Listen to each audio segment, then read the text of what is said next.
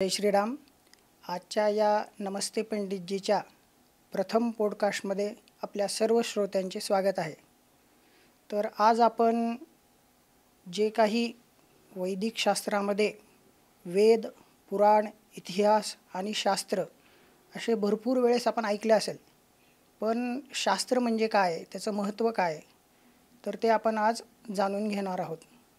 तर ते महत्त्व आपल्याला जे सांगणार आहेत ते शास्त्रामध्ये असे विद्वान जे आहेत त्यांच्याकडून आपण जाणून घेणार आहोत.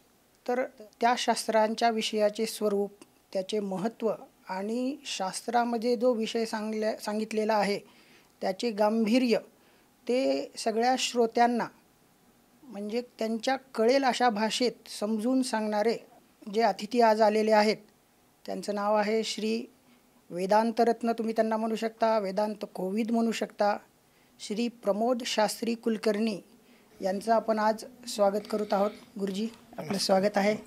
या नमस्ते पंडितजीच्या प्रथम पॉडकास्टमध्ये आपलं आज स्वागत आहे. तर गुरुजी, मला ही जाणून घेण्याची फार इच्छा आहे की जे काही शास्त्राबद्दल आता लोकांना खूप काही माहिती नसते, तर आपले कोणत्या शास्त्राचे अध्ययन झालेले आहे आणि त्या अध्ययनासाठी किती काळ लागला आणि ते आपण कोणाकडे केलेले आहे? त्यात काय, नमस्कार. मुख्यतः आपली जी पूर्ण भारतीय संस्कृती आहे हो, ती वेदावर आधारित आहे. आपले जे मूळ वेद आहेत, मग वेदावर आधारित असलेली जी आपली संस्कृती, तिथं पुढं स्मृती म्हणजे श्रुती, स्मृती आणि पुराण असं आपण म्हणतो, आपल्या संकल्पात उल्लेख असतो. हो. आता त्याच्यामध्ये शास्त्र हा जो विषय येतो, त्या शास्त्राचे सुद्धा तसं पाहायला गेलं तर मुख्य शास्त्र शब्दाचा अर्थ जर विचार केला तर वेदच आहे. बरं. पण आता काय झालं की पुढं वेदाचं अध्ययन करून पुन्हा चिंतनात्मक शास्त्र हा जो विषय आहे हा चिंतनात्मक आहे. वेदाचं आपण अध्ययन जे करतो ते अक्षर रक्षण करतो, हो, वेद घोकतो, वेद कंठस्थ करतो, आपण पाठ करतो. पण शास्त्राचा विषय जो आहे हा चिंतनात्मक आहे. चिंतनात्मक हा विषय असल्यामुळे काय होतं की आता ते शक्य नसल्यामुळं तो विषय वेगळा आणि हा विषय वेगळा असा झाला. पण मुळामध्ये शास्त्र जर विचार केला तर ते वेदच आहे. वेदच आहे. आणि आज आपण ज्यांना शास्त्र म्हणतो ती वस्तुतः ती शास्त्र नसून ती दर्शन आहे. दर्शन आपण ज्यांना म्हणतो, असं उदाहरणार्थ आपण न्यायशास्त्र असं म्हणतो, वेदांत शास्त्र असं म्हणतो, मीमांसा शास्त्र असं म्हणतो, पण वस्तुतः ही सगळी दर्शन आहे. तर दर्शन म्हणजे काय, तर आपल्या ज्या ऋषीमुनींनी तत्वज्ञान जे सांगितलं त्या तत्वज्ञानाचा जो त्यांना एक अनुभव आला, हो, त्या अनुभवानुसार त्या अनुभवाचं नाव आहे दर्शन. दर्शन म्हणजे दृश्यते अनेन इति दर्शनम, ज्याच्यामुळं आपल्याला अनुभव येतो. ज्या पद्धतीने आपण गेलो, म्हणजे उदाहरणार्थ तुम्ही न्यायशास्त्र घेतलं, हो, तर नैयायिकांनी जी काही पद्धत मांडली आहे, त्यांनी जे काही पद्धतीने सांगितलं की बाबा आमचे हे 16 पदार्थ आहेत, यांचं जर तुम्ही तत्वज्ञान जर तुम्हाला झालं तर मोक्ष मिळेल. तर मोक्ष कसा मिळतो, तत्वज्ञान म्हणजे काय, त्याच्यानंतर जीव म्हणजे काय, जगत म्हणजे काय, ईश्वर म्हणजे काय, असा जो सगळा विचार करण्याचा जो गाभा आहे तो हा सगळ्या दर्शनशास्त्रामध्ये येतो. म्हणून याला दर्शनशास्त्र असं म्हणतात. तर प्रामुख्यानं असं आहे की आपल्याकडे जे आता सामान्य लोकांना जे माहिती आहे ते वेदांतशास्त्र माहीत आहे, हो, कारण संत वाङ्मयामध्ये ते शास्त्र जास्त प्रसिद्ध आहे. तर वेदांतशास्त्र म्हणजे काय, तर उपनिषदांना धरून केलेलं शास्त्र, ओके, म्हणजे वेदांतशास्त्र, आणि त्याचं मी अध्ययन केलेलं आहे. तुमचं वेदांत शास्त्राचं अध्ययन झालेलं आहे. गुरुजी, आता तुम्ही 2-4 शास्त्राचे नावे घेतले, तर असे शास्त्र सगळे किती आहेत आणि त्यांची पूर्ण आम्हाला एक सूचीबद्ध नावं कळेल का, किती असे शास्त्र आहेत? अवश्य. कारण आपण 6 शास्त्र म्हणतोच, जसं आपल्या आरतीमध्ये पण आपण म्हणतो की नाही, साही विवाद करता पडले प्रवाही. तर ते साही विवाद म्हणजे 6 शास्त्र. तर ही 6 शास्त्र जी आहेत ही 6 दर्शनं, मी आता मगाशी म्हटल्याप्रमाणे. तर ही जी दर्शन आहेत ही काय करतात, तर मी आता मगाशी म्हटल्याप्रमाणे साधारणपणे 3 गोष्टींचा प्रामुख्याने विचार करतात: जीव, जगत आणि जगदीश्वर. जीव, जगत आणि जगदीश्वर यांचा विचार ही शास्त्र करत असतात. तर ही जी शास्त्र आहेत त्यातलं प्रामुख्यानं आपल्या 6 आस्तिक आहेत आणि शिवाय 6 नास्तिक पण आहेत.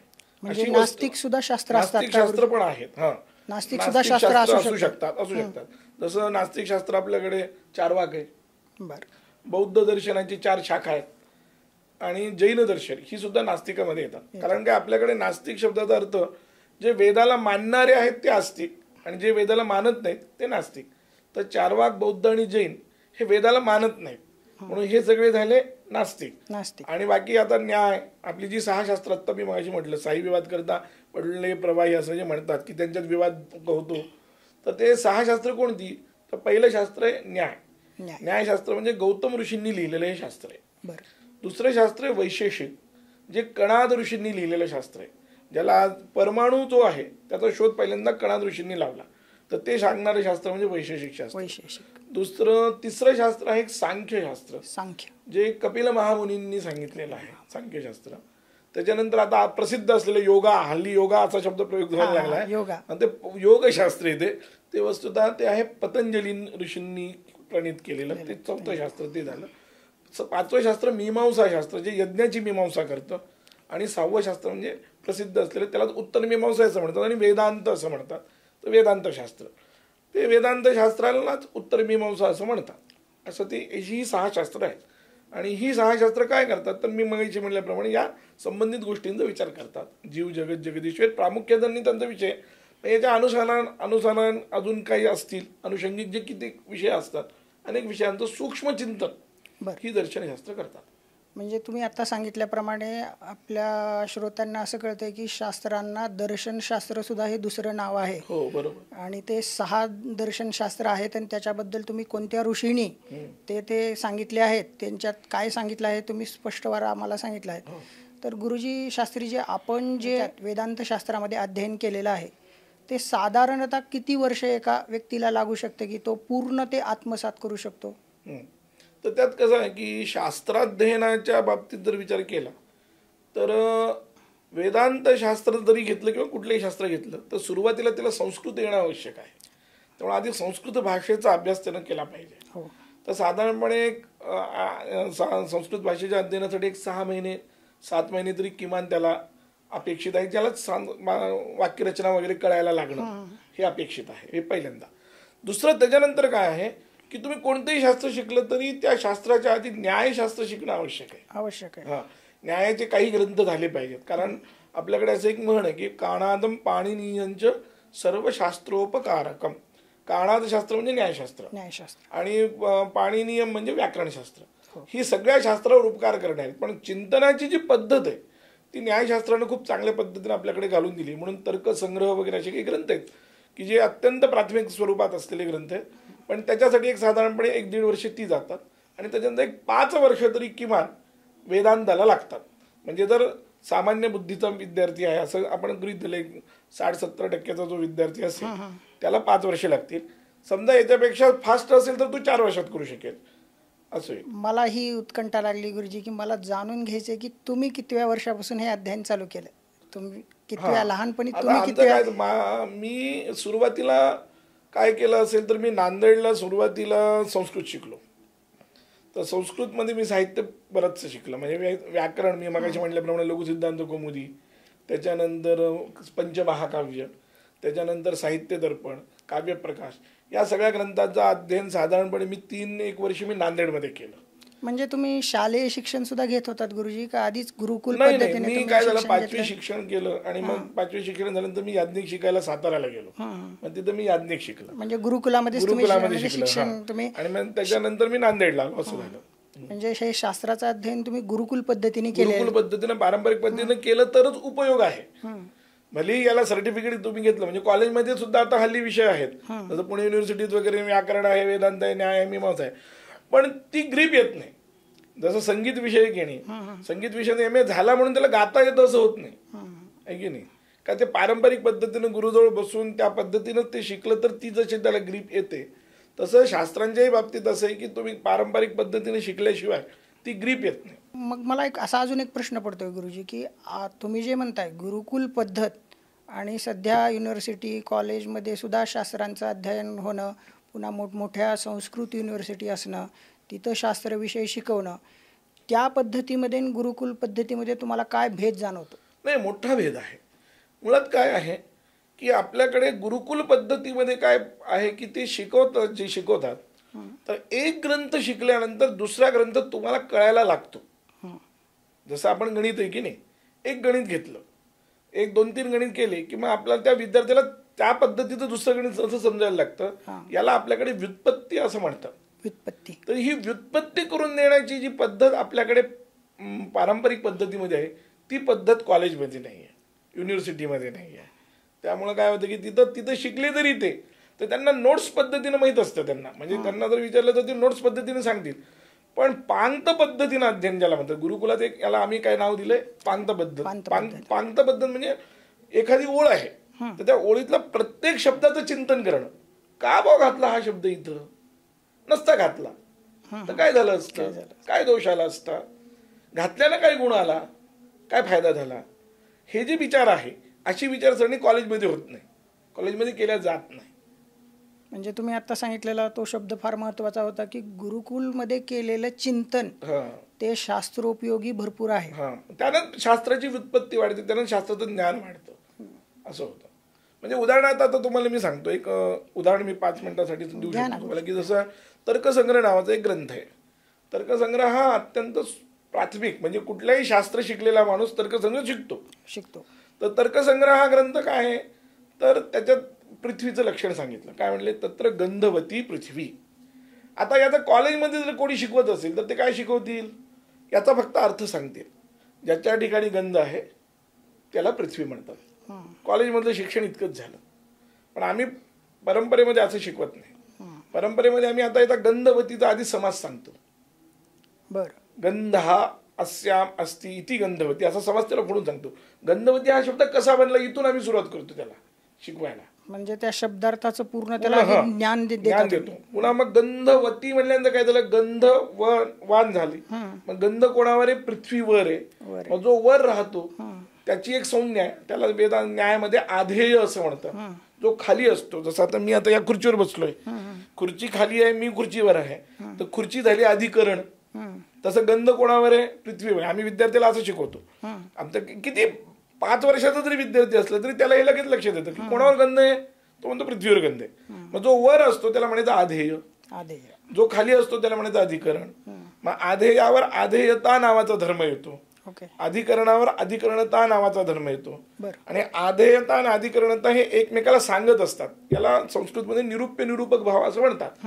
जसं उदाहरणार्थ आपण मराठीमध्ये ज्याला दोघांचा संबंध माहिती, म्हणजे वडील आणि मुलगा यांचा संबंध माहितीये, एखाद्या कार्यक्रमात नुसतंच वडील गेले तर विचारतात की नाही, का हो तुमचा मुलगा काय करतोय, मुलगा आला नाही, मुलाला माहित असेल तर मुलगाला विचारलं तर वडिलांना विचारतात, आहे की नाही. म्हणजे एखाद्याला एकमेकाला सांगतात की नाही. हे जसे एकमेकाशी संबंधित आहे तसं आधार आणि आधेयभाव एकमेकाला सांगत असतात, त्याला निरूपित असं म्हणतात. मग आम्ही काय सांगतो, गंधवती याचा अर्थ आम्ही असं करतो, गंधनिष्ठ आधेयता निरूपित अधिकरणताश्रय हा पृथ्वी, एवढा अर्थ केला आम्ही. आता हे कॉलेजमध्ये शिकवत नाही.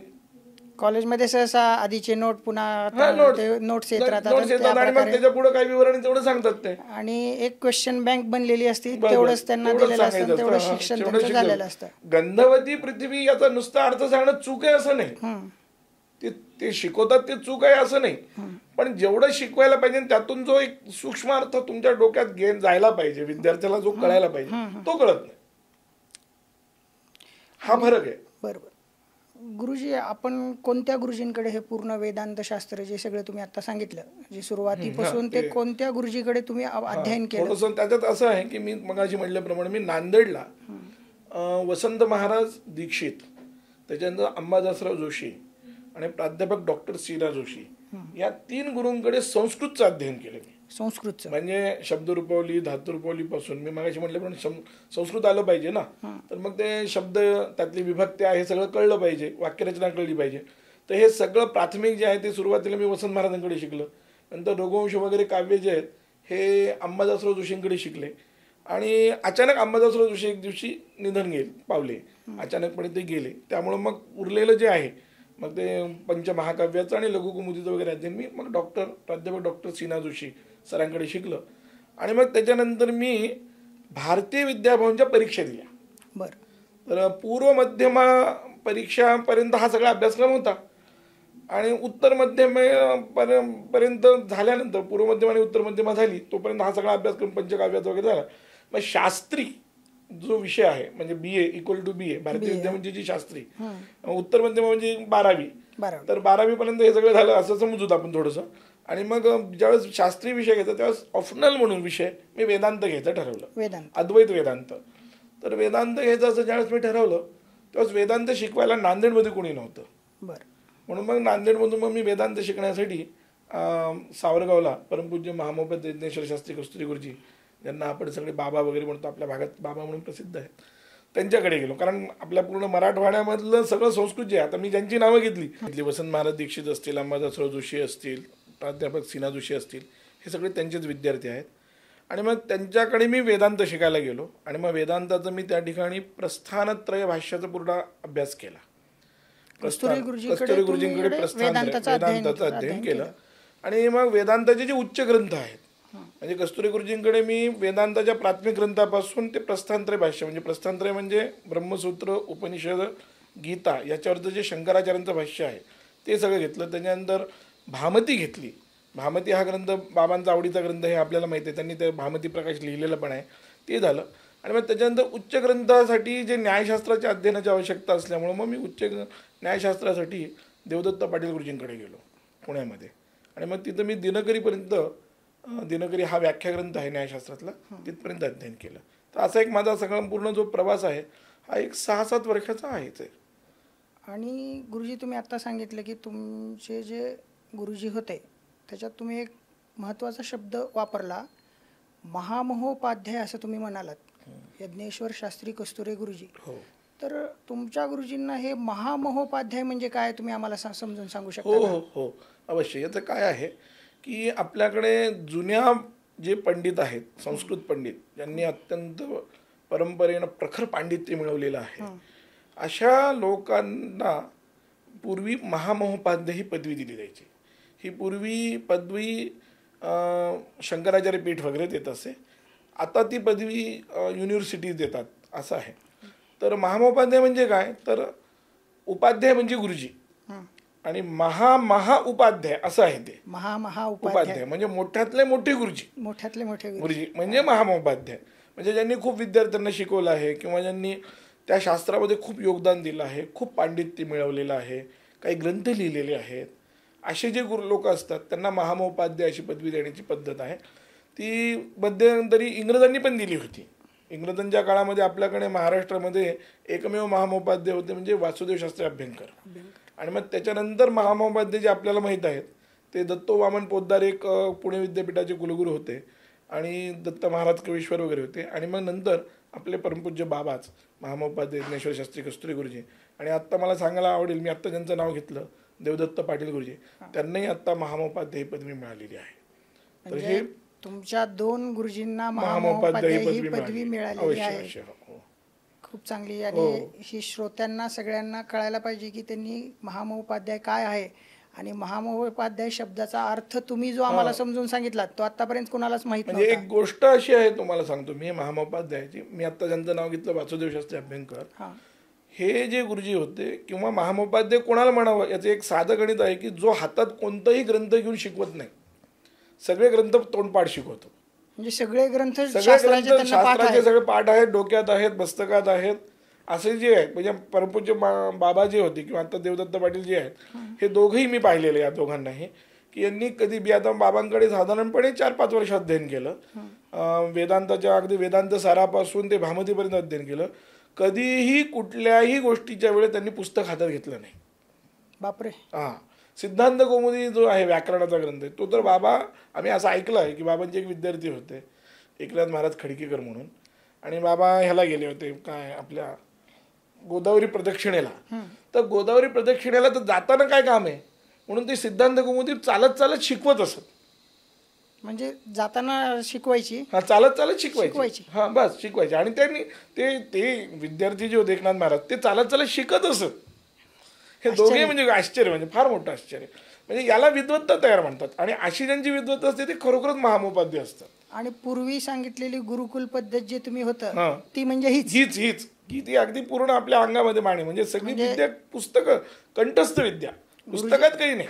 गुरुजवळ जे सांगितलेलं गुरु शुश्रूषया विद्या, बस म्हणजे तो अर्थ हाय. बस गुरूंची सेवा करायची, गुरूंनी जे सांगितलं ते हे करायचं आणि सगळी विद्या कंठस्थ करायची. पुस्तकात नाही, हातात पुस्तक घेऊन शिकवायचं नाही. हातात पुस्तक घेऊन शिकवणं हे अत्यंत अधम अध्यापकाचं लक्षण आहे. वेदातही आपण म्हणतोच हा, गीती शीघ्री लय कंपी तथा लिखित पाठक आहेच आहे. लिखित पाठ का? शिक्षेमध्ये वेदाच्या बाबतीतही ते आहे, ते शास्त्राच्या बाबतीत पण आहे की लिखित पाठक जर असेल, हातात पुस्तक घेऊन जर तू शिकवत असेल तर तो अधम अध्यापक आहे. तर ते महामहोपाध्ये ही ती त्या तयारीची माणसं, त्या तयारीची विद्वत्ता, ज्याला आपण तलस्पर्शी पांडित्य म्हणू. आणि ह्याच विषयावर मला एक अजून विषय आठवतोय की तुमचे जे गुरुजी होते महामहोपाध्याय श्री यज्ञेश्वर शास्त्री कस्तुरे, त्यांनी वानप्रस्थ घेऊन चतुर्वेदेश्वर धाम येथे ते वास्तव्य करत होते आणि भरपूर वेळेस भारत सरकारकडून तयारी करून त्यांना राष्ट्रपती पुरस्कार देण्यासाठी त्यांनी विनंती केली की आपण या, पण त्यांनी तो नाकारला. आणि त्याच्यात भर म्हणून त्यांच्या जवळ जे शिकलेले त्यांचे विद्यार्थी होते त्यांना अनेक त्यांच्या विद्यार्थ्यांना राष्ट्रपती पुरस्काराने सन्मानित केले गेलं. ह्याच्याबद्दल तुम्ही आम्हाला थोडं काहीतरी सांगू शकता का? काय होतं की कस्तुरे शास्त्री जे होते हे केवळ विद्वान नव्हते. म्हणजे आजचे विद्वान लोक जसे बाबा मला हे पुरस्कार पाहिजे, तो पुरस्कार पाहिजे, हे पाहिजे, ते पाहिजे, अशा वृत्तीचे ते नव्हते. ते मुळात भारतीय संस्कृतीचं जे परिपालन करणं आहे त्यांच्याकडे त्यांचं पूर्ण लक्ष असल्यामुळं कस्तुरे शास्त्रींचं, ते कस्तुरे शास्त्री हे तपस्वी पण होते त्याबरोबर. तपस्वी. आणि त्यांनी तप केलं. आणि विशेषतः आपल्याकडे जसं म्हणतात की 60 नंतर सगळं सोडून द्यावं आणि वानप्रस्थाश्रम स्वीकारावा, अगदी त्याच पद्धतीनं त्यांनी ते 60 नंतर नांदेडचं जे संस्कृत महाविद्यालय ते सगळं आपल्या विद्यार्थ्यांच्यावर सोपवलं आणि तिथून ते वनामध्ये निघून गेले. मग सावरगाव आश्रमात आले. सावरगावला त्यांनी तो आश्रम स्थापन केला. तेही वेदाचा त्यांना साक्षात्कार झाला आणि मग वेदांचा साक्षात्कार झाल्यामुळे त्यांनी चतुर्वेदेश्वराची स्थापना वगैरे केली आणि मग तिथं राहून त्यांनी ते हे केलं. तेव्हापासून त्यांनी एक ठरवलं की अधर्मी असलेलं जे आपलं सरकार आहे त्याचं काही घ्यायचं नाही, कारण सरकार हे हिंदू धर्माचं तेवढं पुरस्कार करणारं नव्हतं आपलं सरकार. निधर्मी त्यावेळेस हे नव्हतं. आताही थोडी परिस्थिती आता बदलली, कारण आपल्याकडे निधर्मी राज्य म्हणण्याची पद्धत आहे ना, आम्ही निधर्मी आहोत, आम्ही निधर्मी आहोत. त्यामुळे अशा सरकारचं काही घ्यायचं नाही. आणि याच्यामुळं राष्ट्रपती पुरस्कार नाकारायचं हे एक कारण आहेच आहे. आणि दुसरं असं की राष्ट्रपती पुरस्कारासाठी त्यावेळेस दिल्लीला जावं लागायचं. म्हणजे आता राष्ट्रपती भवनात तो पुरस्कार दिला जातो, अत्यंत सन्मानाने दिला जातो, दिल्लीमध्ये तो समारंभ होतो. तर दिल्लीला आपल्या मराठवाड्यातून जायला त्यावेळेस 3 दिवस लागायचे. आणि या 3 दिवसामध्ये संध्यावंदन बुडेल, ब्राह्मणाचं जे अत्यंत कर्तव्य आहे संध्यावंदन, ती माझी संध्या बुडते म्हणून त्यांनी तो राष्ट्रपती पुरस्कार नाकारला. म्हणजे एवढे ते कट्टर धार्मिक होते, धर्मनिष्ठा एवढी त्यांची होती की त्याच्यापुढे त्यांना ते राष्ट्रपती पुरस्कार किंवा मोठमोठे पुरस्कार त्यांना काही नको, महत्त्वाचे नव्हते. त्यांचं महत्त्व काय होतं, माझं संध्यावंदन झालं पाहिजे, माझं नित्य जप झाला पाहिजे, पूजा अर्चा झाली पाहिजे आणि माझं जे तप आहे ते खंडित होता कामा नये. आणि म्हणून त्यांनी यांना राष्ट्रपतींना असं कळवलंही होतं की तुमच्या मनात आला हाच माझा सत्कार झाला, मी काही स्वतः येऊ शकत नाही. अनुष्ठान विलोप होतोय त्याच्यामुळे त्यांनी तो पुरस्कारच नाकारला. आणि त्यांच्या बहुतांश भरपूर विद्यार्थ्यांना तो पुरस्कार मिळाला. मला वाटतं देबा धर्माधिकारींना मिळाला आहे. त्याच्यानंतर अंबादासराव त्याच्यानंतर अंबादासराव जोशींना पण मिळालेला आहे. आणि बाकीच्यांना महाराष्ट्र शास्त्राचा पुरस्कार. महाराष्ट्र शासनाचा पुरस्कार त्यांनी नाकारलाच. पण महाराष्ट्र शासनाने सन्मानपूर्वक त्यांना त्यांच्या जागेवर येऊन दिला. त्यावेळेस श्रीधुंग कवीश्वर आणि पंडित गुलाम दस्तगीर बिराद म्हणून संस्कृत पंडित होते, मुस्लिम संस्कृत पंडित होते, पण त्यांना फार आदर होता. तर त्यांनी तो पुरस्कार तिथं येऊन आपल्या सावरगावला येऊन तो त्यांना दिला. आणि मला एक नमूद करा वाटतं गुरुजी की आता तुम्ही महाराष्ट्र शासनाचा पुरस्कार मिळाला असं म्हणालात आणि तुम्हाला सुद्धा कुठला तरी महाराष्ट्र शास्त्राचा पुरस्कार मिळालेला आहे, त्याबद्दल सुद्धा आम्हाला जाणून घ्यायचं आहे. तोच पुरस्कार जो महाराष्ट्र शासनाने कालिदास संस्कृत साधना पुरस्कार जो आहे, संस्कृतमध्ये ज्यांनी भरीव काम केलेलं आहे अशा लोकांना ते देतात. तर तो पुरस्कार जो बाबांना मिळाला तोच पुरस्कार 2017चा त्यांनी शास्त्री, आता ते काय करतात की त्यांनी एक 7 विभाग केले आहेत. म्हणजे संस्कृत कार्यकर्ता आहेत, संस्कृतमध्ये संशोधन करणारे आहेत, संस्कृतचे पारंपरिक पंडित आहेत, वेद पंडित आहेत, तर असे 6. आणि त्याच्यानंतर संस्कृत भारतीचं काही काम करणारे लोक आहेत, असे 6-7 वर्ग केलेत. आणि दरवर्षी आता हे 6-7 लोकांना ते पुरस्कार देतात. तो 2017चा त्यांनी मला दिला महाराष्ट्र शासनाने, कालिदास संस्कृत साधना पुरस्कार. मला अजून एक प्रश्न विचारायचा आहे असा गुरुजी की आता तुम्ही हे शास्त्राबद्दल सगळं सांगितलं, तर एखाद्या व्यक्ती म्हणजे आपल्या जीवनात किती शास्त्राचं अध्ययन करू शकतो? 6च्या 6 शास्त्राचं अध्ययन करू शकतो. आजकालच्या बाहेरच्या विश्वात काय झालेलं आहे की हा 4ही वेद शिकलेला आहे, हा शास्त्र शिकलेला आहे. म्हणजे लोकांना त्यातलं ज्ञान नाही आहे. आजकाल बाहेर सब्जेक्ट आहे, इंजिनिअरिंग आहे, तर इंजिनिअरिंगमध्ये कसं आहे की सॉफ्टवेअर आहे, सिव्हिल आहे, वेगवेगळ्या हे आहेत. तर कसं आहे की ऋग्वेद, यजुर्वेद, सामवेद आणि अथर्ववेद असे 4 वेद आहेत.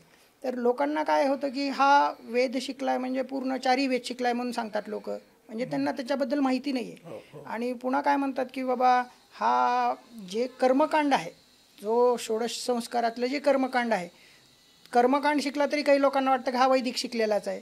मग त्याला असा शब्द निघालाय की हा वैदिकी शिकलाय. हा शब्द चुकीचा आहे असं मला तर वाटतंय. आणि शास्त्राध्ययन आणि वेदाध्ययन त्याच्याबद्दल तुम्ही अजून जरा सांगू शकता की किती वर्ष लागतात, किती शास्त्राचं अध्ययन तो करू शकतो त्याच्या प्रज्ञेप्रमाणे? आता कसं आहे बा की वस्तुतः ही सगळी विषय अत्यंत वेगवेगळी आणि अत्यंत खोलवर गेली तर न संपणारी अशी विषय आहेत. अनंतपारम किल शब्दशास्त्रम स्वल्पम तथाजोर बहवश्च विघ्नाः असे एक आपल्याकडे संस्कृत सुभाषित आहे की शब्दशास्त्र अनंतपार आहे. आणि व्याकरणशास्त्राच्या महाभाष्यात सुद्धा एक वाक्य येतं की बृहस्पती सदृशः वक्ता, इंद्र सदृशः श्रोता, दिव्यम वर्षम सहस्त्रम तथापि नांतन जगाम. खरी परिस्थिती अशी आहे की बृहस्पतींनी इंद्राला व्याकरण शिकवलं, बृहस्पतीसारखा शिकवणारा, इंद्रासारखा ऐकणारा, आणि देवांचे 1000 वर्ष त्याने शिकलं तरी सुद्धा शास्त्र संपलं नाही. त्यामुळं वस्तुतः असं आहे की एखाद्या जीवनामध्ये एखादा मनुष्य जो अध्ययन करतो तो काही ग्रंथापर्यंतच करू शकतो. आता जे आपण याचं शास्त्र संपलं म्हणतो, त्याचं शास्त्र संपलं म्हणतो, त्याचा तात्पर्य अर्थ एवढाच की इतके ग्रंथ त्याने शिकलेले आहेत. आणि या पद्धतीने म्हणजे आत्ताच्या पद्धतीने जर विचार केला तर साधारणपणे जर बुद्धिमान असेल चांगला प्रखर तर तो एक 2 किंवा 3 शास्त्र शिकू शकतो. 6च्या 6 शास्त्र होणं आणि त्याच्यात तेवढं पुरा पांडित्य, प्रत्येक शास्त्रात तेवढं पांडित्य मिळणं हे कठीणच असतं. पण सामान्यपणे ज्याला एक आपण असं म्हणू शकतो की जो एखादा शास्त्र शिकलेला आहे तो एखादा शास्त्र शिकलेला मनुष्य सुद्धा त्याला सामान्यपणे सगळ्या शास्त्रांची माहिती असते पण तो त्यातला तलस्पर्शी पंडित नसतो. म्हणजे न्याय वेदांत 1 किंवा 2 शास्त्र किंवा 3 शास्त्र जास्तीत जास्त शिकलेले किंवा 4 शास्त्र शिकलेले जास्तीत जास्त आहेत. म्हणजे जुन्या काळामध्ये काही पंडित होते ना, आत्ताही 1-2 काही आहेत की जे 4 शास्त्र शिकलेत. प्रायः 1-2 शास्त्र शिकलेले लोक असतात. पण कुठलंही शास्त्र शिका तुम्ही, त्याला साधारण 6 शास्त्राची माहिती असते, प्रमेय सगळे माहीत असतात त्याला, असं असतं. वेदाचं म्हटलं तर वेदाचं असं आहे की वेदाचं शाखा, अध्ययन, क्रम, त्याच्यानंतर जटा, घन हे एका शास्त्र वेदाचं करायला नाही म्हटलं तरी 9-10 वर्ष जातात. आहे की नाही? तर 9-10 वर्ष एका वेदाचं करायचं, दुसऱ्या वेदातही तेवढंच परिश्रम कोण करणार? वस्तुतः हा एक म्हणजे लोकांना त्याबद्दल माहीत नसल्यामुळं, जर तुम्ही आता जसं म्हटलं की आधुनिक विषयातल्या लोकांना आधुनिक विषय माहीत असल्यामुळे त्यांना माहीत असतं की एकाच वेळेस 2 विषय किंवा 3 विषय फार शिकू शकतो. तशीच तीच गती आहे आपली. एखादा दुसरा विषय येऊ शकतो. 4ही वेद कोणी शिकत नाही, कोणी म्हणत नसतं. आणि जे कोणी म्हणत असतं एक तर तो मूर्ख आहे, नाही तर मग तो बदमाश आहे. नाही, तो त्या विषयातलं त्याला अज्ञान आहे तरी तो त्या विषयाची मीमांसा करतो आणि सांगतोय हा विषय मला माहिती. तसं होत नसतं. ज्याला आपले म्हणजे परंपरागत जे अध्ययन आहे त्या पद्धतीत जर पाहायला गेलं तर 1-2 शास्त्र जास्तीत जास्त 2-3 शास्त्र होऊ शकतात. आणि ते 1-2 शास्त्र शिकण्यासाठी अंदाजे त्याची कालावधी किती लागतो? की आपण एक म्हणतो ना की 12 वर्ष तो शिकला, 12 वर्ष तप करून आला. तसं तो म्हणजे वयाच्या 8व्या-9व्या वर्षी जर आपण त्याला ते शास्त्राध्ययनाला गुरुकुल पद्धतीने जर ठेवलं तर तो वयाच्या कितव्या वर्षापर्यंत, नाही तर 12 वर्ष, 14 वर्ष असं अध्ययन करून बाहेर येऊ शकतो? एका शास्त्राला मी मगाशी म्हणल्याप्रमाणे आत्ताच्या पद्धतीनं थोडंसं वेगात शिकलं तरी 6-7 वर्ष लागतात. 6 शास्त्र एका शास्त्राला. याच पद्धतीनं 2 शास्त्राला 6-7 वर्ष किंवा एखादं वर्ष कमी जास्त होऊ शकेल, कारण पहिल्या शास्त्राचा संस्कार असतो म्हणून एखादं वर्ष कमी होतं, त्याच्यावर फार काही होत नसतं. 3रा अध्याय झालं तेच होणार. म्हणजे साधारणपणे तुम्ही 5 वर्षाचं जर हे केलं, एक काय सरासरी ज्याला आपण म्हणू.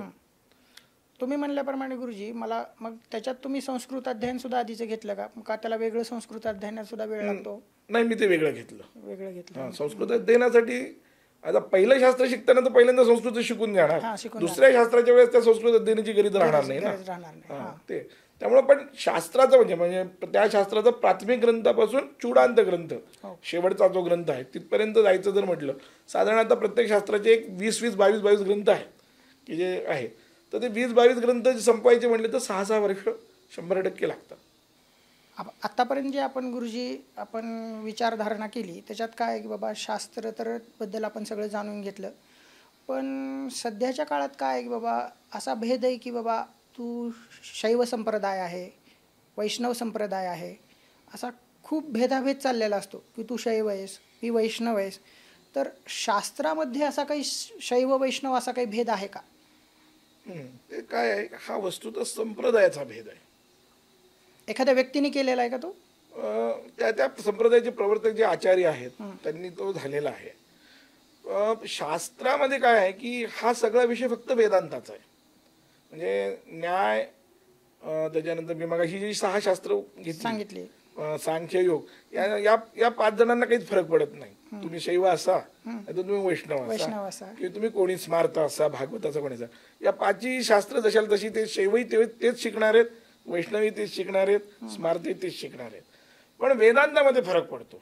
वेदांत जे आहे म्हणजे मी मगाशी म्हटलं जे प्रस्थानत्रय आहे, गीता, श्रीमद भगवद्गीता, त्याच्यानंतर 10 उपनिषद आहे आणि ब्रह्मसूत्र, ही जी 3 ग्रंथ आहेत यांना आपण प्रस्थानत्रय असं म्हणतो. प्रस्थानत्रय आपण याच्यावर त्या संप्रदायाच्या प्रवर्तक आचार्यांनी भाष्य लिहिली.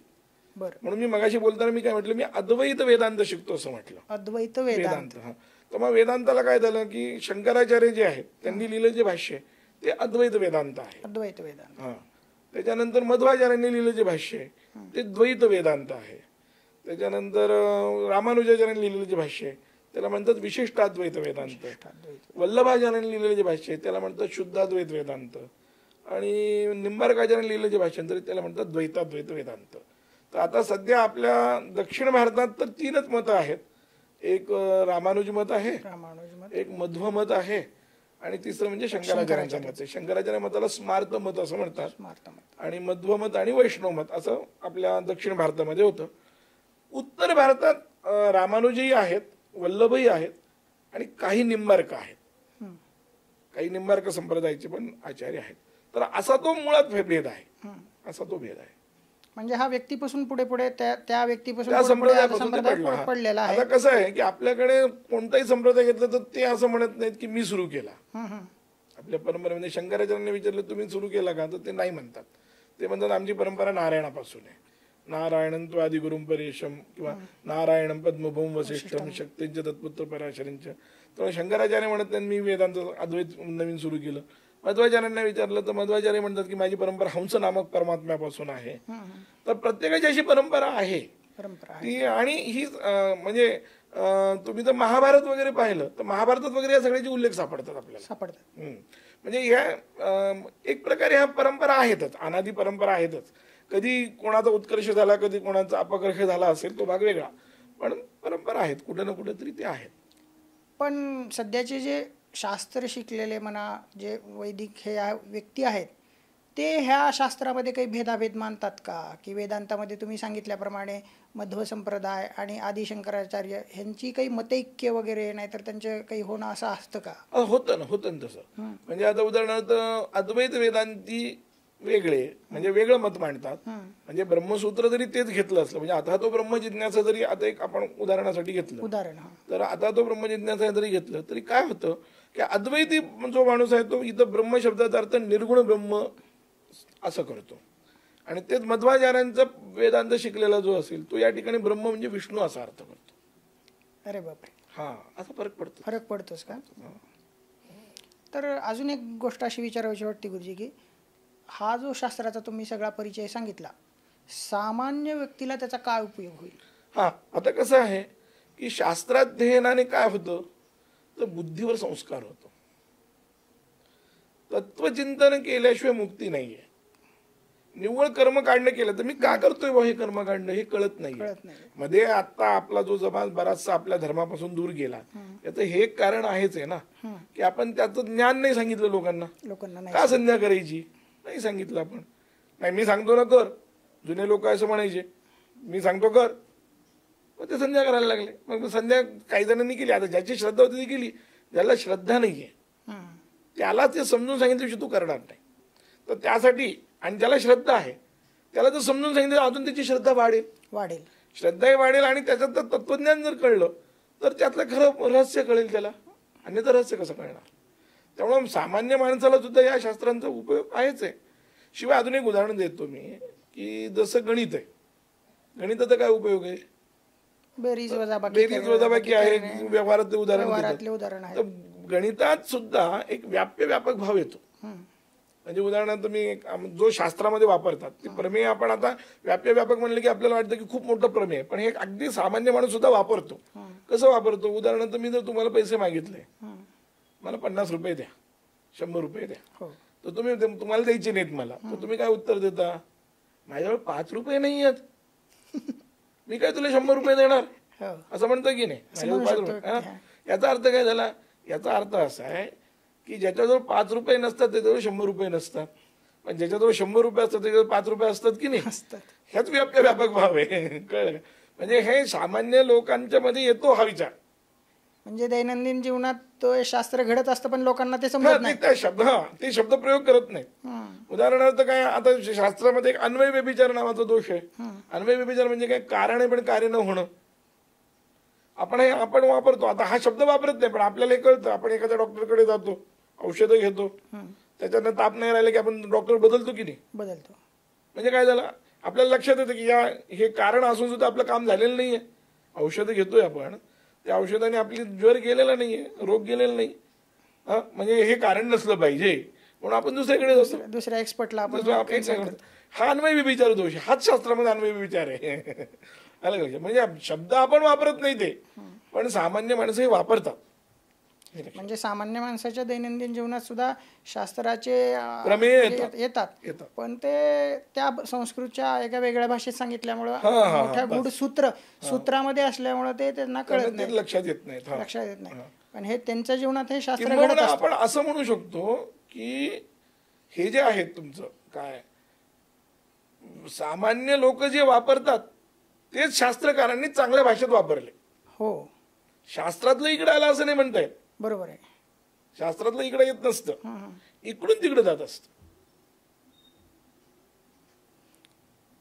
आणि अजून एक मला त्याच्यात विचारावं असं वाटतंय की तुम्हाला, की आता तुम्ही जे म्हणालात, पण आत्ताच्या काळाप्रमाणे अजून लोकांना त्याचा परिचय कसा करून देता येईल, की लोकांना ते कसं समजून सांगता येईल की त्यांना ते असं आहे, शास्त्र आहे, ते तुम्ही ते अनुकरण केलं पाहिजे, हे लोकांना आपण कशा पद्धतीने पटवून देता येईल. अनुकरणाचं जे शास्त्र आहे त्याला आपण धर्मशास्त्र असं म्हणतो, तो वेगळा विषय आहे. पुन्हा ही 6 शास्त्र मी आता जी बोललो ती वेगळी, आणि अनुकरणाचं म्हणजे संध्या केली पाहिजे, अमुक केलं पाहिजे, तमुक केलं पाहिजे, हे सांगणारं जे शास्त्र आहे, म्हणजे अशौच किती दिवस पाळायचं वगैरे, हे सगळं सांगणारं शास्त्र जे ते धर्मशास्त्र आहे. तर ते शास्त्र म्हणजे काय, जे शासन करतं, जे तुम्हाला नियम लावतं, त्याला शास्त्र म्हणतात. त्यामुळं त्या लोकांना सांगताना आपल्याला त्यांच्या भाषेत जाऊन त्यांना समजून, त्यांना आज ज्या पद्धतीने समजेल त्या पद्धतीने आपल्याला सांगावं लागेल, तर ते लोकांपर्यंत पोहोचेल. आता आपण कसं म्हणतो की वैदिक वाक्यात म्हणतो की बाबा मातृदेवो भव, पितृदेवो भव, पण आजच्या समाजात काही काही अशा घटना घडतात की कोणी आईवडिलांचा आदर न करणे, हे करणे, आलेल्या अतिथीचा आदर न करणे. पुन्हा काय शास्त्राने वेदांनी काय सांगितलेलं की बाबा सत्यम वद धर्मंचल, तुम्ही म्हणल्याप्रमाणे सत्य बोलावं, धर्माचं आचरण करावं. तर ते नियम शास्त्रांनी सांगितलेले आहेत, तरी आजकालचे जे काही लोक आहेत तर ह्या शास्त्र शब्दाचा म्हणा, शास्त्राच्या गोष्टीचा म्हणा, त्याचा व्यभिचार करतायत, शास्त्र शब्दाचा वापर करून त्याची थट्टा करतायत. ह्याच्याबद्दल तुम्हाला काय वाटतं? नाही, काय आहे मुळामध्ये तो संस्कार त्यांच्यावर नाही आहे. आपल्याला जर आता काय कराल, पूर्वीच्या काळामध्ये आपल्या घरात हे संस्कार होते, मोठ्या माणसांना उलटून बोलायचं नाही असं होतं आपल्याकडे. मोठे माणसं किती रागवले, काहीतरी झालं तरी ऐकून घ्यायचं, त्यांना उलटून बोलायचं नाही. काही म्हणजे तुमची चूक जरी नसली तरीही उलटून बोलायचं नाही, अशी आपल्याकडे एक पद्धत होती. पण आता ते संस्कार राहिले नाहीत. याचं कारण काय झालंय की घराघरातून हे संस्कारांचा लोप झालाय, आणि मग त्याचा परिणाम फक्त शास्त्रापुरतं दही किंवा शास्त्र असतं ते एवढंच बोलण्यापुरतं आणि ते चेष्टेपुरतं झालं. पण या चेष्टेला आपण कारणीभूत आहोत. आपण म्हणजे मागची पिढी पण कारणीभूत आहे, थोडीशी आधुनिक विज्ञानाकडे गेली, भौतिकवादाकडे गेली, त्यामुळे काय झालं की तिथं या सगळ्या गोष्टीकडे दुर्लक्ष झालं. आणि दुसरं काय झालं की जो हे पाळतो तो हुशार नाही अशी एक काहीतरी कल्पना आली, तो बुद्धिमान नाही, तो जुन्या विचारांचा जुन्या विचाराचा आहे, तो अशी एक कल्पना सगळ्यामध्ये रुजवण्यात आली. आम्ही 20व्या शतकात असं वगैरे कल्पना झालं. आली. आणि या कल्पनेनं काय झालं की आम्ही असं पाळत नाही बा, असं सांगायचं करायला लागले. म्हणजे घरात कितीतरी देवधर्म करत असले लोक तरी पूर्वी असं होतं की गंध लावला असेल तर ते गंध पुसून नंतर ते बाहेर पडायचे, असंही होतं का, तर आम्ही नाही तो त्यातले, असं होतं. आणि याचा परिणाम तो संस्कार लोप होण्यामध्ये झाला. त्यामुळे आता पुन्हा जर तुम्हाला शास्त्र करायचं आणि शास्त्राचं खरं महत्त्व रुजवायचं असेल तर आपल्याला ही सगळी संस्कार पुन्हा लावावे लागतील. आणि अगदी सामान्य सोयीपासून, म्हणजे सकाळी उठल्यापासून आईवडिलांना नमस्कार करायला लावण्यापासून करावं लागेल, असं करा. आणि आता जी आपली पुढची येणारी पिढी आहे, तुम्ही काय सांगू शकता की बाबा लहान मुलांना आपण कसे संस्कार, शास्त्राचे काही छोटे छोटे जे तुम्ही सांगितले की सकाळी उठल्यावर आईवडिलांना नमस्कार करणे, देवाला नमस्कार करणे, तर त्या एखाद्या लहान मुलाला आपण कसे संस्कार लावावे? नाही, लहान मुलं हे अनुकरणातून करत असतं, तर त्याच्यासाठी त्यांना नमस्कार करावा आईवडिलांना असं जर वाटत असेल तर आधी आपण आपल्या आईवडिलांना आपण नमस्कार केला पाहिजे, आपण सगळं केलं पाहिजे, हे लक्षात ठेवा. त्याशिवाय तो नाही करणार. म्हणजे तुम्ही म्हणल्याचं बरोबर आहे की स्वयंआचरते असतो, म्हणजे ते आपण जर स्वतः आचरण करत असलो तरच होईल. तेच आपल्याला आपल्या मुलांना व पुढच्या पिढीला ते आपल्याला पोचवता येईल. तर गुरुजी, अजून एक असा प्रश्न आहे की वेद, शास्त्र, पुराण हे 3 ज्या इत्यादी ग्रंथ आहेत ना, तर प्रचलित शब्द आहेत, वेद आहे, शास्त्र आहे, पुराण आहे, तर ह्यांची वेगवेगळी काही विशेषता आहे. आणि आधीच्या काळात ज्यावेळेस की बौद्ध मत, तुम्ही आधी म्हणलात की बौद्धाचे सुद्धा नास्तिक ग्रंथ असतात, तर ज्यावेळेस बौद्ध मत वाढलेलं होतं आणि जरा हिंदूंचा प्रभाव कमी झालेला होता, शास्त्रांचा प्रभाव कमी झालेला होता, तर आदि शंकराचार्यांनी ह्या शास्त्र परंपरेचं उत्थापन कशा प्रकारे केलं? हां, त्यात काय आहे की वेद हे मूळ अपौरुषेयम वाक्यम वेद, वेद भगवंताचं निश्वासभूत असलेले जे वाक्य आहे त्याला वेद म्हणतात. त्याला स्वर वगैरे असतात, अग्निमीळे वगैरे आपण म्हणतो, त्याला उदात्त अनुदात्त वगैरे स्वर असतात. वेदाचं तत्वज्ञानाचं चिंतन करणं हे शास्त्राचं काम आहे. वेदात जे तत्वज्ञान सांगितलं आहे त्याचं चिंतन करण्याचं काम हे शास्त्रांचं आहे. आणि वेदाचं तत्वज्ञान जे आहे ते सामान्य लोकांना नीट समजून सांगायचंय, तर ते नुसतं तत्व खूप बौद्धिक विचार करूनही चालत नाही. सामान्यांना खूप बौद्धिक चर्चा चालत नाही, त्यांना ते अवघड होतं. मग ती सोप्या गोष्टी सांगण्याचं काम पुराणांचं आहे. पुराणांचं म्हणजे वस्तुतः वेदाचाच विचार हा शास्त्रातही आहे आणि तो पुराणातही आहे. पण पुराण कसं करतं की ते पुराण हे ललित पद्धतीने सांगतं. ललित पद्धती, ललित म्हणजे सोप्या, अगदी आवडणाऱ्या पद्धतीने गोष्टी सांगून. पुराणात गोष्टी असतात, या राजाची गोष्ट, त्या राजाची गोष्ट, आणि मग त्यातून त्या गोष्टीतून ते तत्वज्ञान पुराण तुमच्यापर्यंत पोहोचत असतं. असं हा या ग्रंथांचा परिणाम आहे. त्यामुळे यांचे प्रत्येकात एक महत्व आहे ते. म्हणून तर आपल्याकडे सध्या श्रीमद भागवत हे सर्वात जास्त प्रसिद्ध आणि लोकप्रिय असं शास्त्र, आपलं काय म्हणतो त्याला, पुराण आहे. आणि ते एक प्रकारचं शास्त्र पण आहे, भागवत शास्त्र पण म्हणून त्याला स्वतंत्र म्हणतात. तर हे जे आहे याच्यातल्या गोष्टी, या गोष्टींचं तत्वज्ञान, मग या गोष्टी सांगून मग ही गोष्टीचं तत्वज्ञान सांगितलं पाहिजे. ते पुराणांचं काम आहे, पुराणिकांचं काम आहे ते. मग ते अशा पद्धतीने पुराण काम करतात. मग याला आधार काय या तत्वज्ञानाला, तर ते वेद आहे. वेद म्हणजे काही प्रामाण्य आहे का त्याला? वेदच प्रमाण आहेत. वेदाच्या विरोधात जर पुराण गेलं तर पुराण प्रमाण नाही. प्रमाण नाही, ते वेदच.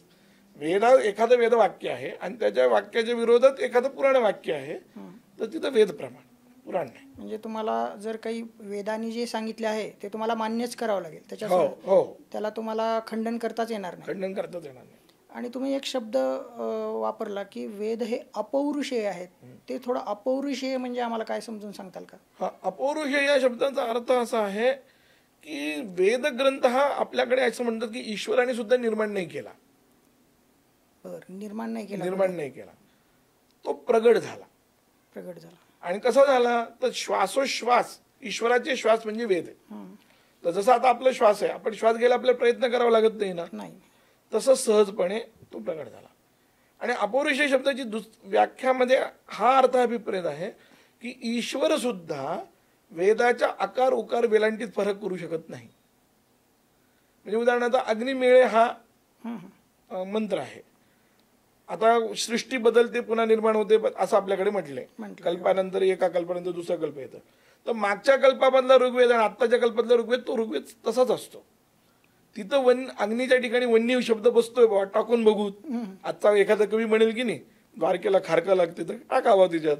तसं वेद ईश्वर सुद्धा करू शकत नाही.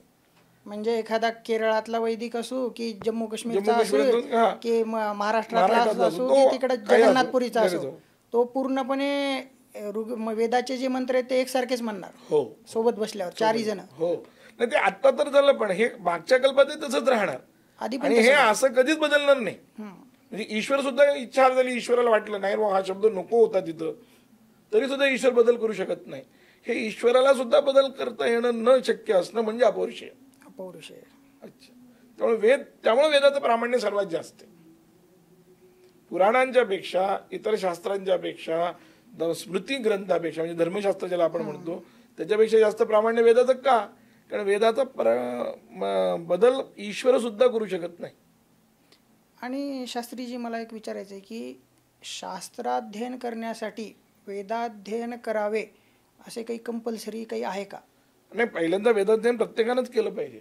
स्वाध्यायोध्येतव्यः अशी श्रुती आहे. प्रत्येकानं आपल्या कुलपरंपरेनुसार आलेली जी शाखा आहे त्या शाखेचं अध्ययन केलंच पाहिजे आणि ते शाखेचं अध्ययन करून मग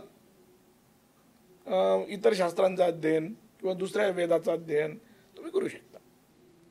तर शास्त्रीजी आत्ता ही परंपरेबद्दल जे मला जाणून घ्यायचं आहे की तुम्ही जे आत्ता घेतलं नारायणापासून हे सगळं आलं, त्यानंतर ते वेदव्यासांना मिळालं, त्यांनी त्याचा विस्तार केला. पण कलियुगात आदि शंकराचार्यांनी ह्या परंपरेचा विस्तार कसा केला की त्याच्यात वेद असू द्या, शास्त्र असू द्या, पुराण असू द्या, ह्या सर्व गोष्टी रास पावल्या होत्या. मग त्याचं उत्थापन आदि शंकराचार्यांनी कसं केलं हे आम्हाला जाणून घ्यायचं. आदि शंकराचार्य जे आहेत हे प्रत्यक्ष शिवावतार आहेत, त्यामुळे त्यांना भगवतपाद असा शब्द प्रयोग आपल्याकडे करतात. म्हणजे दुसरं नाव त्यांना भगवतपाद असं भगवतपाद असं म्हणतात. भगवतपादाचार्य किंवा भगवतपादाः असं म्हणतात संस्कृतमध्ये असं म्हणतात. तर ते जे आहेत ते प्रत्यक्ष शिवावतार आहेत. त्यांनी काय केलं तर त्यांनी अद्वैत वेदांताचं जे मत आहे त्या मताबद्दल भाष्य लिहिली आणि वयाच्या 16व्या वर्षी लिहिली ती. जसं आपल्याकडे महाराष्ट्रात ज्ञानेश्वरांनी ज्ञानेश्वरी वयाच्या 16व्या वर्षी लिहिली, तसं भगवत पूज्यपाद शंकराचार्यांनी अगदी वयाच्या 16व्या वर्षी ब्रह्मसूत्र, गीता आणि उपनिषद यांच्यावर भाष्य लिहिली. आणि नंतर ही भाष्य सगळीकडे प्रसृत करण्यासाठी कमीत कमी 3 वेळा सबंध पूर्ण भारत पायी जाऊन पायी त्यांनी भ्रमण केलं पूर्ण भारत. आणि त्या ठिकाणचे वेदविरोधी मताचे लोक असतील किंवा वेदाच्याच मतातले पण एकदिशी लोक असतील, फक्त कर्म काढण्यालाच मानणारे असतील काही लोक फक्त ज्ञान काढण्यालाच मानणारे असतील, तर काही लोक फक्त शैवच आहे. कारण शंकराचार्यांच्या काळात असं सांगतात की 272 संप्रदाय साधारणपणे होते, तर हे सगळे परस्पर भांडत होते, तू श्रेष्ठ का मी श्रेष्ठ. म्हणून मग शंकराचार्यांनी या सगळ्यांच्या बरोबर जाऊन वादविवाद केले, त्यांच्याशी संवाद साधला आणि मग या सगळ्यांना एकत्र बांधून पंचायतन देवतेची उपासना त्यांनी केली. हे जे 272 संप्रदाय होते त्या 272 संप्रदायांना या 5 देवतामध्येच हे केलं. कोणते 5 देवता तर पंचायतनच का तर त्याचं कारण पृथ्वी, अप, तेज, वायू आणि आकाश हे जे पंचतत्व आहेत त्या पंचतत्वानुसार हे पंचदेवता आहेत. उत्पत्ती, स्थिती, लय, निग्रह आणि अनुग्रह हे तत्व आहेत त्याच्या पाठीमागे. आणि म्हणून मग ही पंचायतनाची उपासना गणपती, शिव, त्याच्यानंतर विष्णू, देवी आणि सूर्य हे 5 तत्वान देवांची उपासना त्यांनी स्थापन करून संपूर्ण वैदिक धर्माचं उत्थापन या पद्धतीने केलं. या पद्धतीने त्यांनी म्हणजे वादविवाद करून जिथं काही ठिकाणी तर त्यांनी काही जणांचे दुःख दूर करून त्याला सन्मान करायला लावलं. अशा पद्धतीने त्यांनी काम केलं. म्हणजे त्यांनी बौद्ध मताचं खंडन करून हे वैदिक मत आपलं स्थापन केलं त्या काळात. त्याच्यामुळं ही परंपरा आतापर्यंत टिकून आहे आणि अक्षुण्ण अशी. अजून मला एक जाणून घ्यायचं आहे की त्यांनी आचार्यांनी काही पीठ स्थापन केली, पुन्हा त्याबद्दल आम्हाला काहीतरी सांगा ना. भगवत पूज्यपाद शंकराचार्य आपल्यानंतर ही परंपरा टिकली पाहिजे म्हणून 4 दिशेला 4 पीठ स्थापन केले. सर्वात पहिल्यांदा दक्षिणेला शृंगेरीचं पीठ स्थापन केलं, त्याच्यानंतर उत्तरेला ज्योतिषपीठ स्थापन केलं, पूर्वेला जगन्नाथपुरीचं पीठ स्थापन केलं, गोवर्धन मठ त्याला म्हणतात, आणि पश्चिमेला द्वारकापीठ ज्याला शारदा मठ म्हणतात. शारदा मठ ही दोघांनाही नावं आहेत. शृंगेरी पीठालाही शारदा पीठ म्हणतात आणि द्वारका पीठालाही शारदा पीठ म्हणतात. या 4 शंकराचार्यांना त्याच्यावर बसवून त्यांना एक नियमावली दिली, त्याला आमनाय असं म्हटले, मठामनाय असं त्यांनी नाव दिलंय. आणि मठामनाय देऊन या प्रत्येकाचे काही देश विभागून गेले की तुम्ही हे सतत संचार करत राहा. लोक धर्मापासून दूर होतील, लोक धर्मापासून दूर जर जात असतील तर या शंकराचार्यांनी तिथं जायला पाहिजे आचार्यांनी, आणि त्या ठिकाणी जाऊन त्या सन्मानाला लावलं पाहिजे, प्रवचनं केली पाहिजेत, उपदेश दिला पाहिजे, धर्मापासून ते ढळता कामाने त्याकडे लक्ष ठेवलं पाहिजे. अशी ती परंपरा आचार्यांनी केली. ती आज 2500 वर्षापासून चालू आहे. थोडंफार उत्कर्ष अपकर्ष चालत असतो, पण अजूनही ती परंपरा चालू आहे. म्हणजे त्या पीठाद्वारे अजूनही धर्माबद्दल लोकांना जागरूकता करता येते आणि त्यांच्याकडून ते कार्य अजूनही आचार्यांचं काल अव्यहित अजून चालू आहे. हो, जसं आता प्राधान्याने विचार केला तर शृंगेरी मठाचं कार्य आहे ते त्या भागात खूप चालू आहे, चांगल्या पद्धतीने चालू आहे. आणि आज जे काही चांगले पंडित आपल्याला दिसतात, चांगलं वेदाचं कार्य जे दिसतं, याचं कारण यासाठी तर कांची मठ आणि शृंगेरी मठ ह्या 2 मठांनी खूप काम केलेलं आहे. त्याच्यानंतर इकडं गोवर्धन मठाचंही खूप मोठं कार्य आहे, द्वारकेचंही कार्य आहे. सगळेच पीठ आपापल्या परीनं कार्य करत आहेत. शास्त्रीजी, तुम्ही आता 4 मठ म्हणलात, तर 4 वेद आणि 4 मठ ह्याची काही संलग्नता लागू शकते का 4 दिशेला? हो, वेदांच्या काही दिशा आहेत का, तसं काही लागू शकतं का? तसंही लागतं ना. पूर्व दिशेला ऋग्वेद आहे, ऋग्वेदाचं, आणि म्हणून ऋग्वेदाचं पीठ आहे, म्हणून त्यांचं ते वेदाचं ते महावाक्य पण त्यांचं प्रज्ञानम ब्रह्म असंच आहे. ही जी 4 वेदाची 4 महावाक्य आहेत त्यानुसार प्रज्ञानम ब्रह्म हे वाक्य पूर्व मठाचं आहे, म्हणजे गोवर्धन मठाचं. उत्तरेला ज्योतिषपीठ आहे तर ते सामवेदाचं आहे आणि अथर्ववेदाचं आहे. तर ते अथर्ववेदाचं म्हणून अयमात्मा ब्रह्म तिथं आहे. पश्चिमेला द्वारकापीठ आहे, ते सामवेदाचं आहे, तिथं तत्त्वमसी हे महावाक्य आहे. आणि पूर्व दक्षिण पश्चिम दक्षिणेला शृंगेरी मठ आहे, त्यांचं अहम ब्रह्मास्मी मठ आहे. 4 वेदाप्रमाणे 4 वेदाप्रमाणे 4 त्यांनी हे केलेली व्यवस्था लावलेली आहे आचार्यांनी. शास्त्रीजी, वेदांत शास्त्र आणि भक्ती या दोन्ही गोष्टींचा समन्वय होऊ शकतो का? हो, होतो. आपल्याकडे वारकरी संप्रदायात किंवा रामदासी संप्रदाय जे आहेत, आपण या 2 संप्रदाय आपल्या महाराष्ट्रात प्रामुख्याने आहेत, यांच्यामध्ये दोन्हीचाही समन्वय आहे. वेदांताचाही समन्वय आहे आणि भक्तीचाही समन्वय आहे. वेदांता काय म्हणतं की ज्ञानमार्ग आणि भक्तिमार्ग दोघांचे समन्वय. ज्ञानेश्वर महाराज असो, तुकाराम महाराज असो, हे सगळे दोन्ही पक्षाचे आहेत. यांनी ज्ञानाचंही तेवढंच समर्थन केलंय, तेवढंच भक्तीचंही समर्थन केलंय. तर समन्वय होतो, विरोध नाही दोघात. आणि वेदांतामध्ये जे सांगितलेलं आहे तेच त्यांच्या सामान्य भाषेमध्ये ज्ञानेश्वर महाराजांनी असू द्या, तुकाराम महाराजांनी असू द्या, जे प्रांतिक संत आहेत, तुलसीदासांनी असू द्या, यांनी सगळ्यांनी त्याच ह्याच्यात सांगितलेलं आहे का?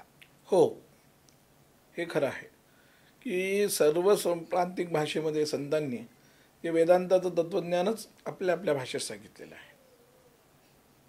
आणि जास्तीत जास्त संतांनी अद्वैत तत्त्वज्ञान सांगितलेलं आहे. म्हणजे आदिशंकराचार्यांनी जे प्रतिपादन केलेलं आहे तेच तत्त्वज्ञान जास्तीत जास्त संतांनी केलेलं आहे.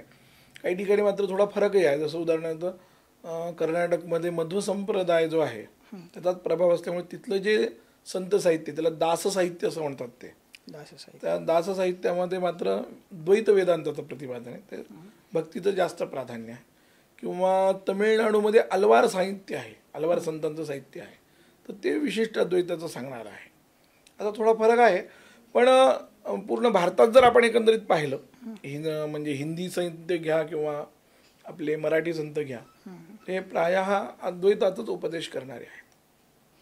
आणि भक्तिमार्ग आणि हे ज्ञानमार्ग असे 2 वेगवेगळे आहेत का त्याच्यात अजून काही नाही? अद्वैत वेदांत तर दोन्ही एकच मांडतो. त्याचं भागवतात सुद्धा काय म्हटलंय की एकांत भक्तीर गोविंदे यत सर्वत्र तदीक्षण. भगवंतावरची अत्यंत भक्ती म्हणजे काय? सगळीकडे त्याला पाहणं. ज्ञानमार्ग तरी काय म्हणतो? सर्वं खल्विदं ब्रह्मच म्हणतो. त्यामुळे दोन्ही एकच आहे, फरक नाही. आणि आजच्या काळात ह्या शास्त्रांचा आणि जे आजचं आधुनिक विज्ञान आहे, आधुनिक विज्ञानामध्ये आजकाल बहुतांश आपण बघतो की बाबा की विमानशास्त्र हे तुमच्या आपल्या वेदातनं शास्त्रामधनंच निघालेलं आहे. पुन्हा काय अजून वेगवेगळ्या प्रकारचे आहे, शल्यचिकित्सा आहे, औषध उपचार आहेत. तुमचं ते सर्व गोष्टी केलं तरी पुन्हा ते वैदिक परंपरा असू द्या, शास्त्राचीच कसं त्याचा संबंध जुळून येतो. नाही, काय आहे की वेद सर्वम वेदात प्रसिद्धती असं एक आपल्याकडे प्रसिद्ध सूत्र आहे. जे काही आहे ते आपल्याकडे वेदातूनच निघालेलं आहे. मग ते शिल्पशास्त्र असेल, स्थापत्यशास्त्र म्हणजे बांधकामाचं शास्त्र वगैरे असेल, त्याचप्रमाणे हे सगळं होईल. त्यामुळं आधुनिक विज्ञान सुद्धा काय करतं, आधुनिक विज्ञान करतं म्हणजे काय करतं की कार्याच्या पाठीमागचं कारण शोधून काढण्याचं काम विज्ञान करतं. तेच आपल्याकडे न्यायशास्त्र काम करतं. मी मगाशी जसं सांगितलं की पृथ्वीचं लक्षण सांग, हे सांग, पृथ्वी काय करते, पृथ्वीची कामं काय आहेत, याचा विचार आपल्याकडे, त्याला पदार्थ विज्ञान ज्याला आधुनिक भाषेमध्ये म्हणतात, ते आपल्याकडे न्यायशास्त्रच आहे. त्यामुळं वस्तुतः दार्शनिक विचार आणि वेदांत विचार किंवा विज्ञान आणि वेदांत हे परस्पर विरोधी नाही आहेत. पण सध्याच्या काळात ते लोकांना असं वाटतं की विरोधी, पण विरोधी नाहीत. म्हणजे शंकराचार्यांनी सांगितलेला जो मिथ्यात्ववाद आहे तो आता फिजिक्सवाले पण मानायला तयार राहिले. आत्ता तर तुम्ही फिजिक्स म्हणजे भौतिकशास्त्राच्या तत्वज्ञानाचं जर तुम्ही आधुनिक म्हणजे 2008-9 मध्ये एक पुस्तक आलेलं आहे, त्याच्यात सुद्धा त्यांनी सांगितलं की जो विज्ञान प्रगत होईल तो शंकराचार्यांचं तत्वज्ञान सिद्ध होईल असं वाटायला लागले, असं त्यांनी लिहिलंय त्याच्यात. आणि त्यामुळे दोघांचा समन्वय.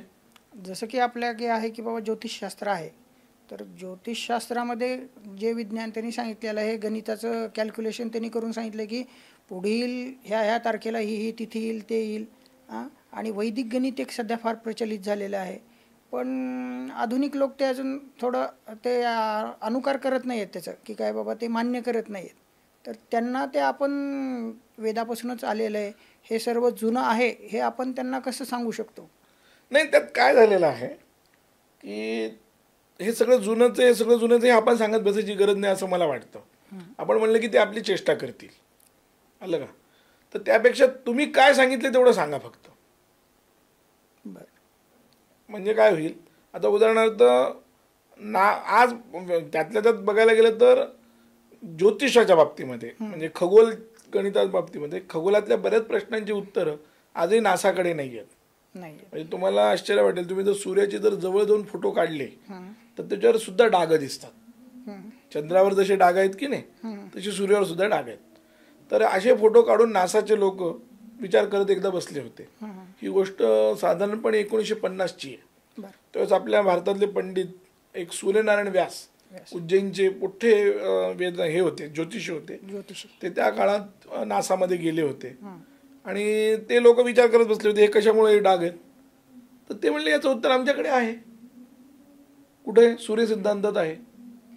आणि आत्ताही इस्रो हे परवा जे मंगळयान गेलं, तर इस्रोचे जे आहे हे मंगळयानाचं जे गणित चुकलं होतं, ते का चुकलं, कसं झालं, या सगळ्याला आधार नंतर त्यांनी किंवा वर गेलं तर त्यातलं जे सूर्यसिद्धांतातलं एक गणित त्यांना लवकर लक्षात आलं नाही म्हणून ते पहिल्यांदा फेल गेलं आणि नंतर त्या सूर्यसिद्धांतानुसार बरोबर कॅल्क्युलेशन केलं की ते वर गेलं. इस्रोवाल्यांनी सुद्धा आता सांगितलं की आम्ही सूर्यसिद्धांतामुळे हे सगळं करू शकतो. परवा विज्ञानाने सांगितलं. तर आपल्याला सांगायची गरज नाही की आमच्याकडून सगळं आलंय असं सांगत नका. आमच्याकडे काय एवढंच तुम्ही सांगा, तेवढं काम होतं. म्हणजे की वेद पुराण शास्त्रामध्ये जो काही सिद्धांत प्रतिपादन केलेला आहे तो काही भिन्न नाही आहे. तो एकच सिद्धांत आहे, पण वेगवेगळ्या भाषेमध्ये वेगवेगळ्या पद्धतीने जसं सोपं करत ते सांगितलेलं आहे. तर हे आधुनिक लोक मान्य करतायत का? नाही, काय झालंय की आधुनिक लोकांना असं वाटतं की सगळं जे काय आले ते पश्चिमेतून आले. आणि दुसरं महत्त्वाचं म्हणजे काय की सगळं भौतिकवाद आहे. तो आपल्याकडे भौतिकवाद नव्हता, त्यामुळे आपण त्याच्याकडे लक्ष दिलं नाही. आपल्याकडे नव्हतंच असं नाही, आपल्याकडे सगळं होतं. आत्ता मी जसं सांगितलं की सूर्यसिद्धांत जे गणित आहे, आणि खरं म्हणजे आधुनिक लोकांनी विचार हा करायला पाहिजे, पण ते करत नाहीत. आता त्याला काय करतात की बुवा पंचांगात सांगितलेली तिथी बरोबर त्या दिवशी तशी स्थिती असते ना आकाशात. बरोबर आहे. पौर्णिमा सूर्योदय सुद्धा त्याच वेळेस असतो की नाही आकाशात. अजून काय त्यांना प्रमाण पाहिजे खरं म्हणजे. आता मान्य नाही करत असेल तर त्याला काय करता, काय झोपलेलं उठवता येतं, झोपेचं सोंग घेण्याला उठवता येत नाही. आणि हे जे आहे आता हे सगळं आपण जे बोललो, सध्याची जी तरुण पिढी आहे त्यांना आपल्याला शास्त्राकडे कसं वळवता येईल, कोणत्या प्रकारे ते पूर्ण जरी अध्ययन करू नाही शकले तरी ह्या छोट्या छोट्या गोष्टी ज्या आहेत, काय की आपल्या धर्मामध्ये जे सांगितलेलं आहे, मूळ हिंदू धर्मामध्ये जे काही संस्कार सांगितलेले आहेत की बाबा हे करावं, हे करू नये, त्याला आधार म्हणून शास्त्र आपल्याला कसं जोडता येईल? नाही, कसं आहे, आता आधुनिक लोकांना ज्यांना हे शिकायचं आहे त्यांच्यासाठी तर आता ऑनलाईन माध्यमातून बरेच कोर्सेस पण आलेले आहेत, बरेच युनिव्हर्सिटीने सुरू केले आहेत. म्हणजे जसं CSU आहे, CSU म्हणजे सेंट्रल संस्कृत युनिव्हर्सिटी, तिने असे काही छोटे छोटे कोर्सेस तयार केले, तर त्यांनी त्याच्याशी संपर्क करावा. आणि त्याच्यानंतर जे तरुण लोक आहेत ज्यांना खरोखरच इच्छा आहे, गावामध्ये प्रत्येक शहरात एखादा दुसरा आहे, त्यांच्याशी त्यांनी संपर्क जर केला तर ते होऊ शकतं, सहज सोपं आहे. त्यांना गुरुकुलातच जायची गरज नाही. त्यांनी जर ह्याच्यात गेले कुठं, अशा ऑनलाईन माध्यमातूनही त्यांना हल्ली होऊ शकतं. हल्ली सगळं आता ऑनलाईन चाललेलं आहे. ऑनलाईनच्या माध्यमातून आता हल्ली शिकवता येतात, शिकतात. आणि विशेषतः चिन्मय मिशनचे काही चांगले वर्ग आहेत, जेणेकरून त्यांना वेदांताची पण आवड निर्माण होईल, जे इंग्लिशमधून शिकवतात, तर ते पण त्यांनी बघायला काही हरकत नाही. आणि आम्हाला हे जाणून घ्यायचं गुरुजी, तुम्ही सुद्धा काही ऑनलाईन असे वर्ग घेता की लहान मुलांना संस्कार वर्ग आहेत, की आता आपण म्हणतो की संस्कार भारती आहे, राष्ट्रीय स्वयंसेवक संघ आहे, तो काय आहे की बाबा राष्ट्रीय स्वयंसेवक संघ एका व्यक्तीला जीवनात कशी त्याची शिस्त कशी त्यांनी पाळायची हे संघाकडून शिकलं पाहिजे, कसं समर्पण असायला पाहिजे हे संघाकडून शिकलं पाहिजे. संस्कृत भारती अशा काही संस्था आहेत का, नाहीतर की त्या आपल्याला कमीत कमी आपल्या भारतीय संस्कृतीच्या, भारतीय ज्ञानाच्या थोडं जवळ घेऊन जातील? अशा संस्था तर भरपूर आहेत.